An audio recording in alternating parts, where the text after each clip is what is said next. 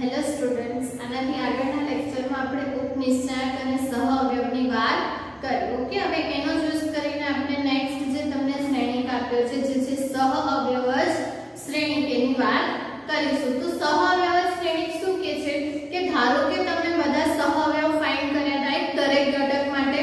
સો દરેક ઘટક માટે જ્યારે તમે સહઅવયવ ફાઇન્ડ કરો છો તો એ સહઅવયવનો જે શ્રેણિક મળે એનો આપણે વ્યસ્ત શ્રેણિક ધેટ મીન્સ કે પરિવર્તિત શ્રેણિક લઈએ તો એ જે પરિવર્તિત શ્રેણિક છે એને આપણે શું કહીશું? આપેલા શ્રેણિકનો સહઅવયવજ શ્રેણિક, રાઈટ?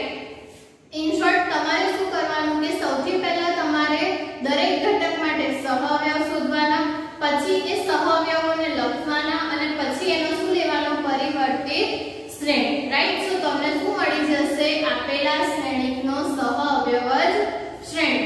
ઇન શોર્ટ તમારે જોવું હોય તો તમે આ રીતે લખી શકો કે ધારો કે તમને કોઈ શ્રેણિક A હશે, તમે જ્યારે સહઅવયવ માટે શ્રેણિક લખશો તો A11 A12 A13 A21 A22 A23 and A31 A32 A33, right?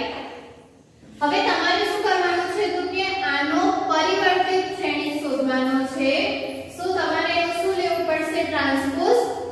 Okay, સો આનો તમે જ્યારે ટ્રાન્સપોઝ લેશો તો તમને શું મળશે તો કે ઓકે એ જે શ્રેણિક મળશે એને આપણે શું કહીશું? સહઅવયવજ શ્રેણિક. અને એને દર્શાવવાનો કઈ રીતે છે? ADJ of A. That means કે ઇંગ્લિશમાં એને એડજોઇન્ટ ઓફ A કહેવાય. તો તમને એનો સિમ્બોલ એ ટાઈપનું આપેલું છે ADJ A.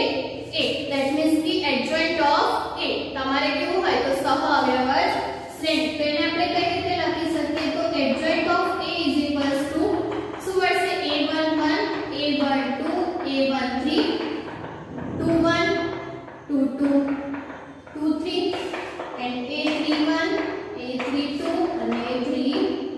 તો તમારું એડજોઇન્ટ ઓફ A જે છે સહઅવયવજ શ્રેણિક એ આ ફોર્મમાં હશે. હવે આપણે દર વખતે એનો પરિવર્તિત શ્રેણિક ના લેવો પડે તો આપણે શું કરીશું કે આપણે એડજોઇન્ટ ઓફ A ને ડાયરેક્ટ આ જ ફોર્મમાં યાદ રાખીશું કે આ જ ડાયરેક્ટ આ ફોર્મમાં લખીશું એટલે તમારે શું છે કે એક સ્ટેપ ઓલરેડી ઓછું થઈ જાય, રાઈટ? સો તમારે જ્યારે એડજોઇન્ટ ઓફ A યાદ રાખવું હોય તો આ રીતે એનું સૂત્ર યાદ રાખવા.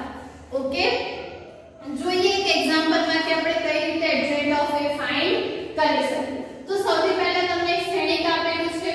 ઓકે, એના માટે તમારે પહેલા તો સહઅવયવ શોધવા પડશે. ધેટ મીન્સ કે A11 A12 A13. ઓકે, એવી જ રીતે A21 A22 A23 અને એવી જ રીતે A31 A32 અને A33. લાઈક લખવાનું બી આ છે કે એટલે સીધું તમને એડજોઇન્ટ ઓફ A મળી જશે. ઓકે, A11 એટલે પહેલા ઘટક માટે તમારે સહઅવયવ શોધવાનો છે તો 3 - 0 એટલે કે 3. યુગ્મ છે એટલે સાઇન ચેન્જ નહીં થાય. ઓકે, 21 ધેટ મીન્સ કે સોરી 12 એટલે કે -1 માટે શું મળશે? 2 + 10 ધેટ મીન્સ કે 12, રાઈટ?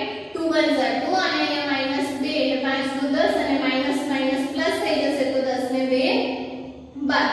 હવે અહીંયા અયુગ્મ છે એટલે સાઇન ચેન્જ થશે તો -12. આ સ્ટેપ ખાસ યાદ રાખજો કે પ્લસ અને માઈનસ જ્યાં બી માઈનસ સાઇન મતલબ કે જ્યાં બી તમારે સાઇન ચેન્જ કરવાની થાય ત્યાં યાદથી કરવાની. લાઈક ભૂલી જશો તો પછી આગળનો આન્સર તમારો રોંગ આવશે. ઓકે, 13 ધેટ મીન્સ કે 2 માટે તો 0 + 6 ધેટ મીન્સ કે 6 અને યુગ્મ સરવાળો છે એટલે તમારી સાઇન ચેન્જ થશે નહીં. હવે એ જ રીતે A21 તો 21 માટે શું મળશે તો કે -1 0. હવે -1 છે પણ અહીંયા અયુગ્મ સરવાળો છે એટલે શું થઈ જશે? +1. એવી જ રીતે 22 માટે તો 2 અને 2 માટે શું મળશે? 1 + 4 ધેટ મીન્સ કે 5 અને અહીંયા તમારી સાઇન ચેન્જ થશે નહીં. 23 માટે શું 5 માટે શું મળશે? 0 - 2, રાઈટ? અને અહીંયા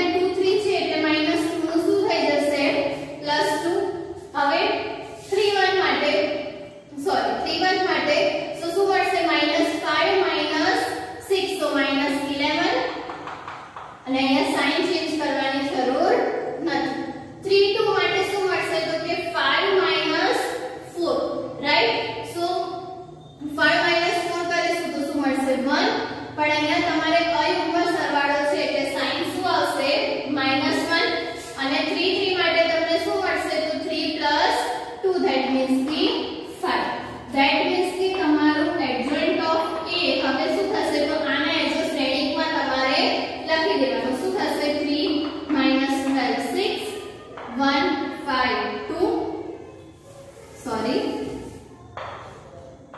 3 - 12 6 1 5 2 -11 1 અને 5 રાઈટ હવે કદાચ તમને 2/2 માટે સહઅવ્યવત શ્રેણિક ફાઇન્ડ કરવાનો કીધો છે રાઈટ તો સપોઝ તમને કોઈ શ્રેણિક આપ્યું છે a 1 2 3 અને 4 હવે આના માટે તમે જ્યારે શોધશો a11 અને a12 તો a11 શું મળશે તો કે અહીંયાથી તમારે 4 a12 શું મળશે તો કે 3 લેकिन -3 એવી જ રીતે a21 શું મળશે તો કે 2 અને a22 શું મળશે તો કે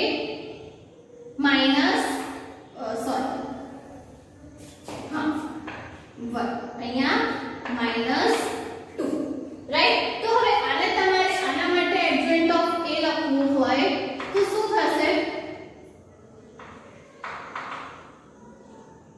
ઓકે 1 1 અને 2 1 that means की 4 -3 -2 અને 1 રાઈટ હવે તમે ધ્યાનથી જોશો તો આ જે બે ઘટક છે એની ખાલી શું ચેન્જ થઈ છે સાઇન ચેન્જ થઈ છે ઓકે અને આ બે ઘટક છે એની અદલાબદલી થઈ છે 1 4 ની આ એટલે તમે એવું કહી શકો કે જ્યારે તમને 2/2 માટે adjoint of a that means की સહઅવ્યવત શ્રેણિક ફાઇન્ડ કરવાની હોય તો તમારે શું કરવાનું આ બે ઘટકની અદલાબદલી કરવાની રાઈટ અને આ બે ઘટકની શું કરવાની તમારે સાઇન ચેન્જ કરવાની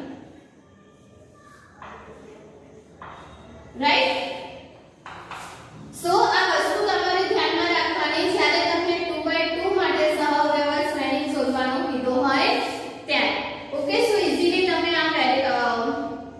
આ રીતના દાખલા માટે સહઅવ્યવત ફાઇન્ડ કરી શકો છો રાઈટ નેક્સ્ટ તમને બે વ્યાખ્યા કીધી છે કે એક તમને વ્યાખ્યા કીધી છે અસામાન્ય શ્રેણિક માટે અને એક સામાન્ય શ્રેણિક માટે તો સૌથી પહેલા આપણે ચોથા ચેપ્ટરની સ્ટાર્ટિંગમાં જ વાત કરી હતી કે આપણે દરેક વસ્તુ શેના માટે જોઈએ છે ચોરસ શ્રેણિક માટે રાઈટ તો કોઈ પણ ચોરસ શ્રેણિક માટે જ્યારે તમે એનો નિશ્ચયાંક શોધો અને એ નિશ્ચયાંક જ્યારે 0 હોય તો એને તમે શું કહેશો અસામાન્ય શ્રેણિક ઓકે અને જ્યારે નિશ્ચયાંકની કિંમત 0 હોય ત્યારે આપણે એને શું કહીશું સામાન્ય શ્રેણિક રાઈટ સો આ બે વસ્તુ તમારે ધ્યાનમાં રાખવાની છે જ્યારે નિશ્ચયાંકની વેલ્યુ 0 હોય ત્યારે અસામાન્ય શ્રેણિક અને જ્યારે નિશ્ચયાંકની કિંમત 0 ના હોય ત્યારે સામાન્ય શ્રેણિક ઓકે હવે આપણે ઓલરેડી સહઅવ્યવત શ્રેણિકની વાત કરી તો એના માટેના કેટલાક પ્રમેય આપણને આપેલા છે આપણે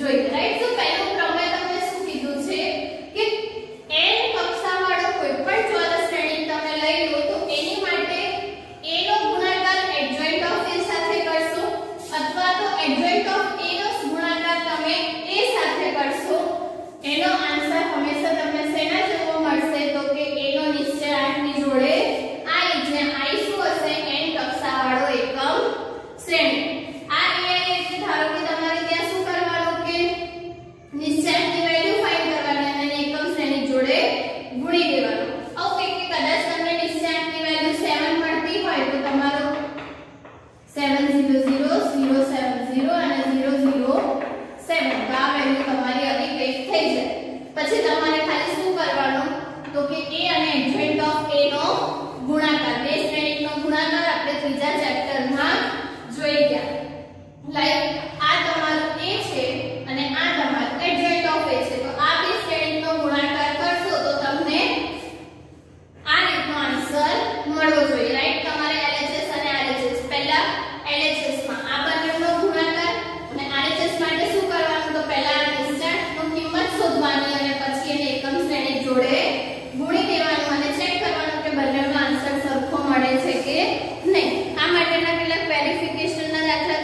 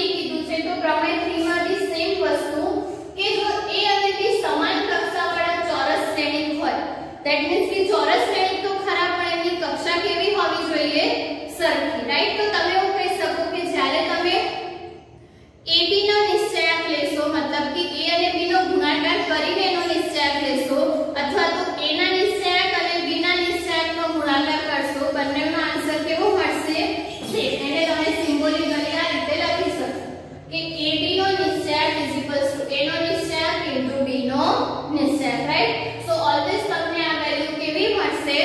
સરખી. તો આને બી તમારે એઝ અ રિઝલ્ટ આ બધા જ પ્રમેયને તમારે વિધાઉટ પ્રૂફ યાદ રાખવાના છે. ઓકે. બીજું વસ્તુ કે નોંધ તમને લોકોને આપેલી છે કે n કક્ષાવાળો સામાન્ય શ્રેણિક હોય, સામાન્ય શ્રેણિક માટે હંમેશા આ વસ્તુ ધ્યાનમાં રાખજો કે એનો નિશ્ચયાંક શું હશે? Non zero, right. So adjoint of a નો નિશ્ચયાંક એ તમને કેના જેટલો મળશે? તો a ના નિશ્ચયાંકની n-1 પાવર જેટલો. n શું છે? એની કક્ષા, રાઈટ. ધારો કે અહીંયા 3 કક્ષાવાળો શ્રેણિક હોય તો 3 - 1 ધેટ મીન્સ કે નિશ્ચયાંકનો સ્ક્વેર એટલી કિંમત તમને એડજોઇન્ટ ઓફ a ના નિશ્ચયાંકની મળશે. ઇન શોર્ટ તમે એવું કહી શકો કે કદાચ તમે આનો નિશ્ચયાંક શોધશો તો તમને એડજોઇન્ટ ઓફ a મળ્યું. આનો જ્યારે તમે નિશ્ચયાંક શોધશો તો એ તમને આના નિશ્ચયાંકના વર્ગ જેટલો મળશે, રાઈટ. સો એ વસ્તુ બી તમે ઈઝીલી કોઈ પણ સમ માટે વેરીફાઈ કરી શકો છો. યા તો ઇન જનરલ બી તમને ટેક્સ્ટ બુકમાં એનું નાનકડું એવું પ્રૂફ આપ્યું છે તો એ બી તમે એના માટે જોઈ શકો છો, રાઈટ. સો આ થઈ ગઈ આપણી સહવ્યવત શ્રેણિકની વાત. હવે આનો યુઝ કરીને આપણે નેક્સ્ટ વ્યસ્ત શ્રેણિક કઈ રીતે ફાઇન્ડ થાય એની વાત કરીશું.